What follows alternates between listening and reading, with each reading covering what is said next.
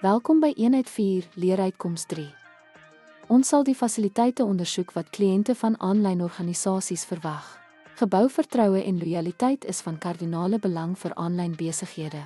Organisasies moet kliënte prioritiseer gerusstelling en datasekuriteit.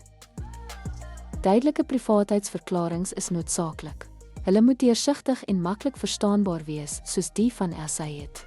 Voldoening aan privaatheidswette is 'n moet. Volg regulasies soos GDPR en verseker behoorlike in- en onttrekking meganismes. Sekuriteit van kliëntedata is uiters belangrik.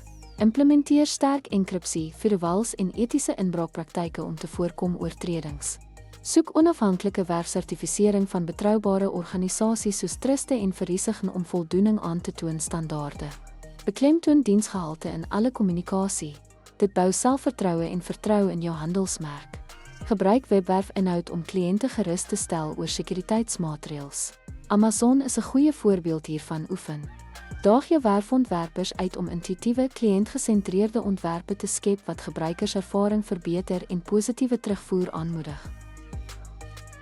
Ten slotte, wen vertroue en die bou van lojaliteit is noodsaaklik vir aanlyn sukses. Prioritiseer kliënteversekering en datasekuriteit.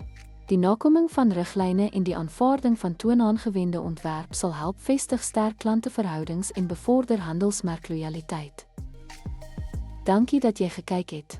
Deur hierdie strategieë te volg, kan jou aanlyn organisasie floreer in die mededingende digitale mark.